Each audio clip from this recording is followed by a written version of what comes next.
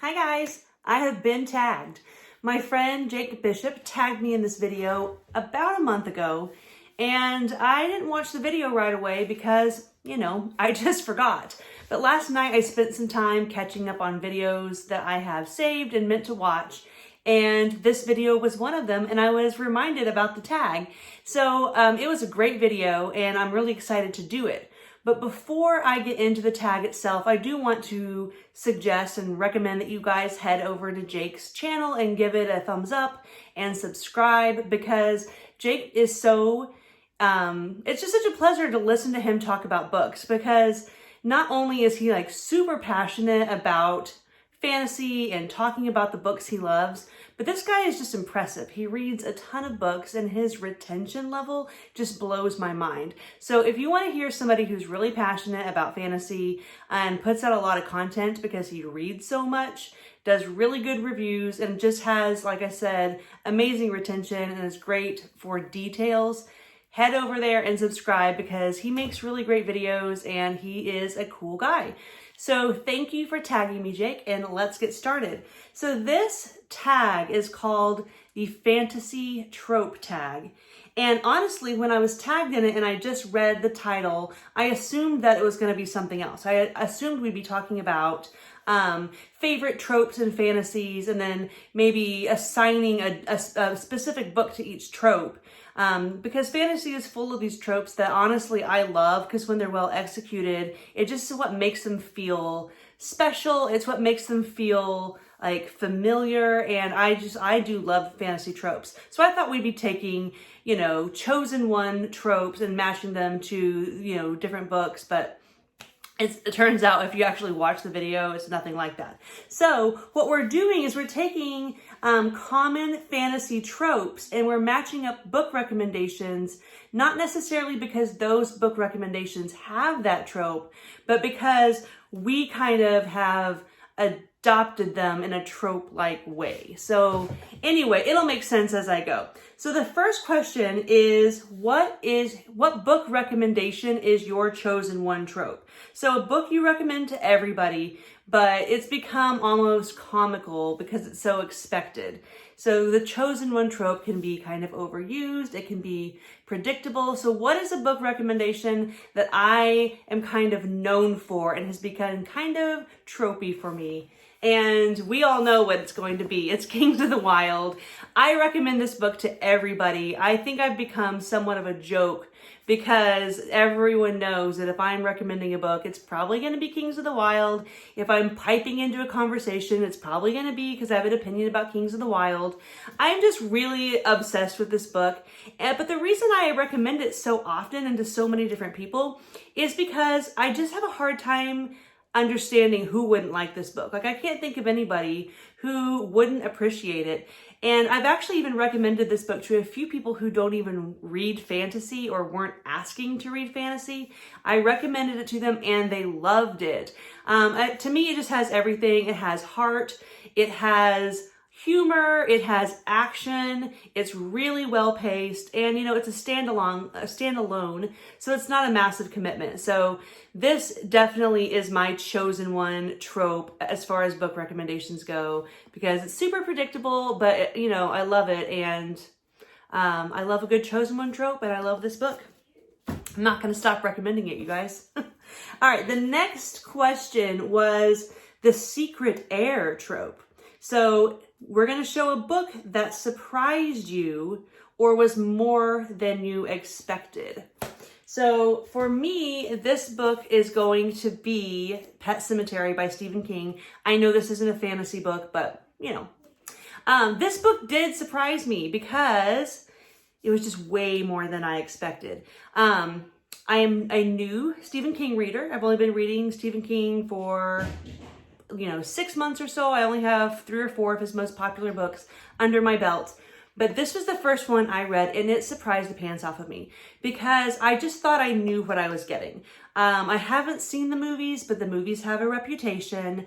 I was just thinking, pets coming back to life, scaring people because it's a horror movie. I'll be honest, I didn't really know exactly what it was about, but all the preconceived notions I had about this book were wrong, and the story is so much more than I expected.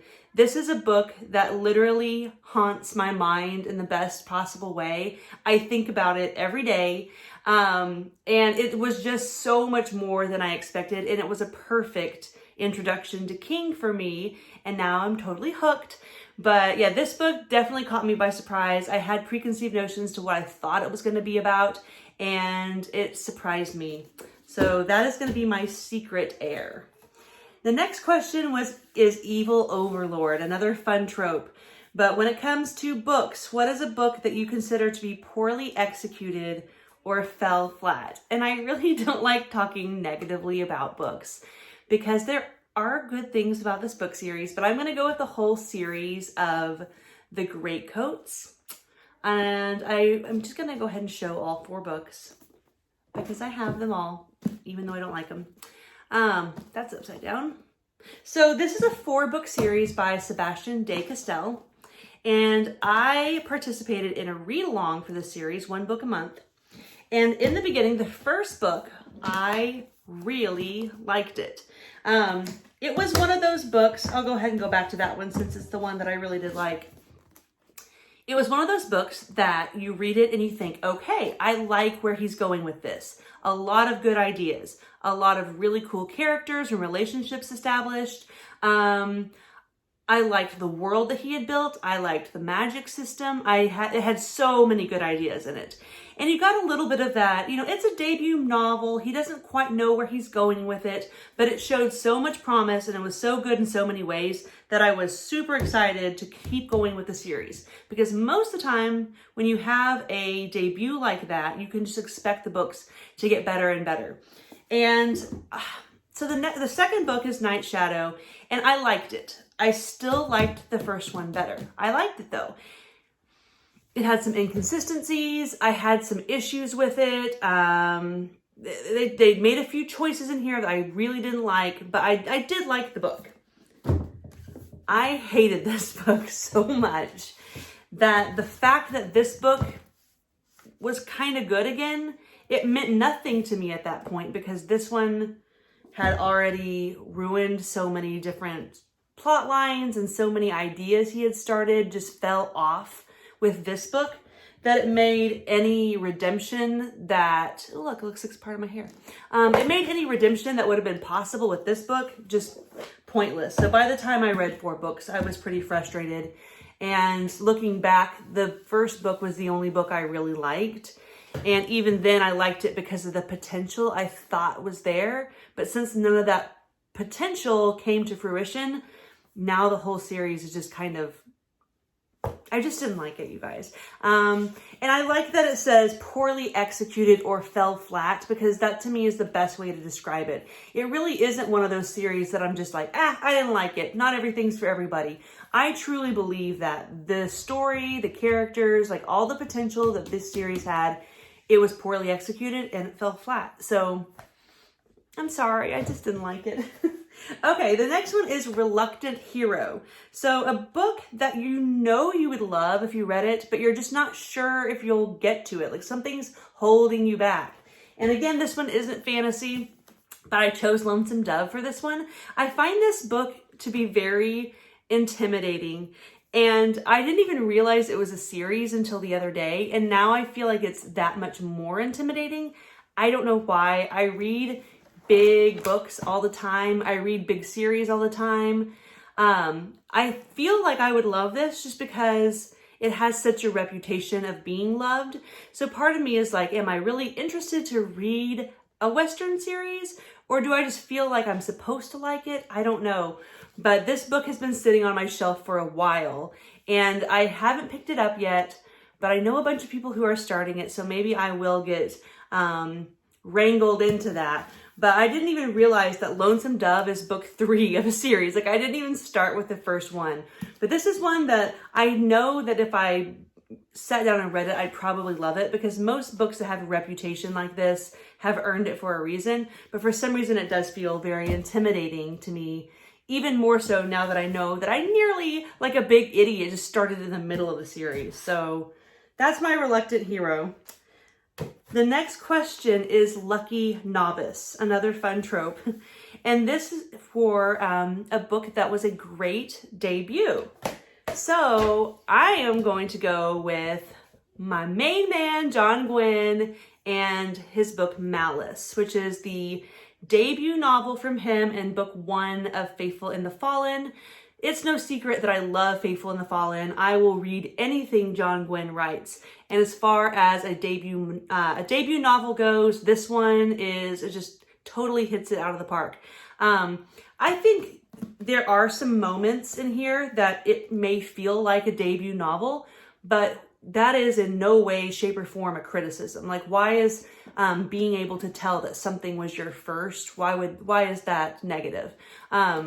He hopefully is extremely proud of this first book, because I would be. It's absolutely magnificent, and it sets up the rest of these books so well. So definitely pick this up if you haven't already. It is a wonderful debut from John Gwynne.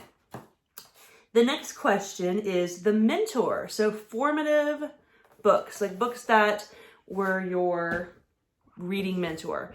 And for this one, I did go ahead and go with the predictable. I went with The Chronicles of Narnia by C.S. Lewis. This is just, when I think of my formative years as a reader, this story immediately comes to my mind every single time. My mom read these out loud to us. We were homeschooled as kids, so we did Chronicles of Narnia unit studies where we did like world and character deep dives.